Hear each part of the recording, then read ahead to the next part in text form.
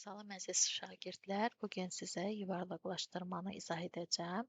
Yuvarlaqlaşdırma bu cür təqribi bərabərliklə işarə olunur. Bir neçə misal üzərindən izah edəcəm. 368 ədədi onluqlara qədər yuvarlaqlaşdırmalıyıq. Biz onluğa qədər yuvarlaqlaşdıracağımız ədədin altından xətt çəkirik. 8 bizim təkliyimizdir, 6 onluğumuzdur, 3 isə yüzlüyümüzdür. Onluğa qədər yuvarlaqlaşdır deyəndə 6-nın altından xətt çəkirik. Biz hansı mərtəbəyə görə yuvarlaqlaşdırırıqsa, ondan sonraki ədədə baxırıq. Əgər həmin mərtəbədəki, baxdığımız mərtəbədəki rəqəmlər 0, 1, 2, 3, 4 olarsa, bu zaman mərtəbənin, yəni qiyməti dəyişməyəcək, həmin mərtəbə isə sıfıra çevriləcək. Əgər yuvarlaqlaşdırdığımız mərtəbədən sonraki ədədlər 5, 6, 7, 8, 9 olarsa, onda bizim mərtəbə qiymətimizin qiyməti 1 vahid artacaq və digər ədədlər sıfıra çevriləcək. 368 ədədində onluqlara qədər yuvarlaqlaşdır deyəndə 368 biz baxırıq 8-ə.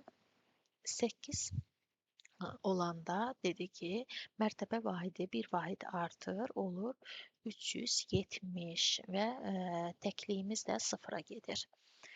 Baxaq, 368 ədədini yüzlüklərə qədər yuvarlaqlaşdır deyir. Yüzlüyə görə yuvarlaqlaşdıranda yüzlük mərtəbəsinin altından gələn xətt çəkək.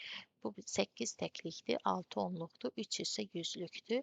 Yüzlük mərtəbəsindən sonraki ədədə baxılır, 6-ya.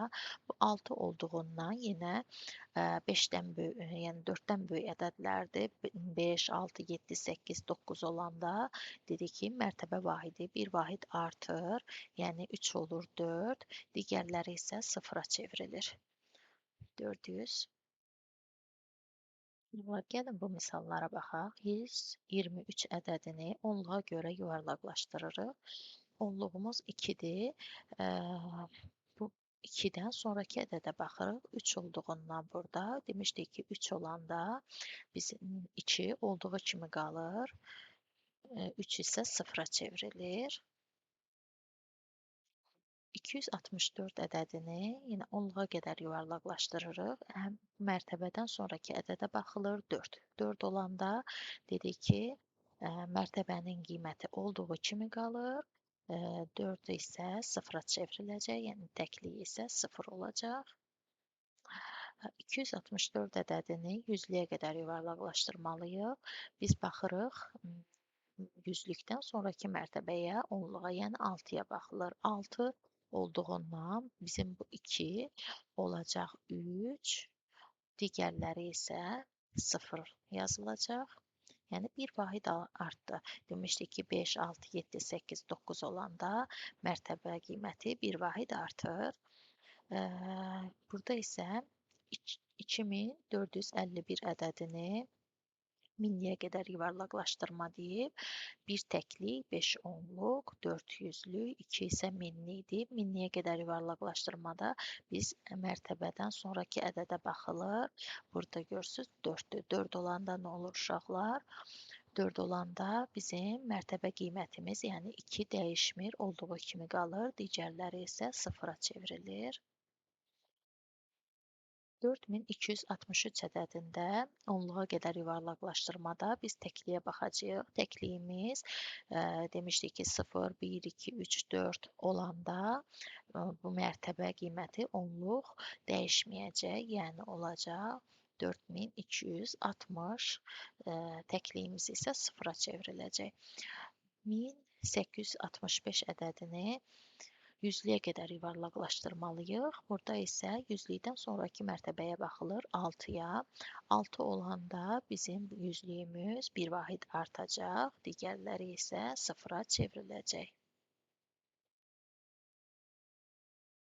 Uşaqlar, indi isə sizə onlu kəsirlərdə kəsir hissənin mərtəbə vahidlərini demək istəyirəm. Burada 7 təklik, 3 onluqdur.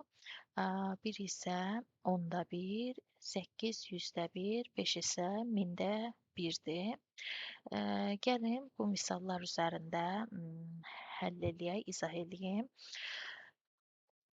Birinci misalda biz onluqlara qədər yuvarlaqlaşdıraq. Onluğa qədər yuvarlaqlaşdıranda, yəni 5-ə qədər. Baxırıq, təkliyimiz 2-dir. 2 olduğundan bizim onluğumuz olduğu kimi qalacaq.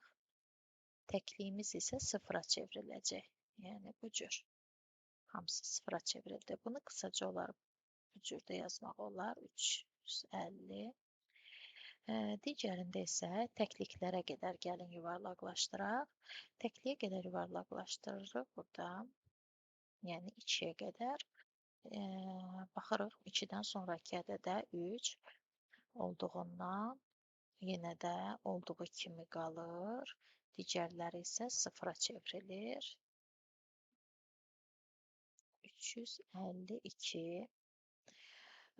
Burada isə onda birlərə qədər gəlin yuvarlaqlaşdıraq. Onda birlər qədər yuvarlaqlaşdıranda bu 3 bizim onda birimizdir. Baxırıq 8-ə. 8 olduğundan 3 nə olacaq? 1 vahid artacaq. 352 tam onda 4 olacaq. Bu qədər əziz şagirdlər. Ümid edirəm video sizin üçün faydalı oldu. Sağ olun, görüşərik.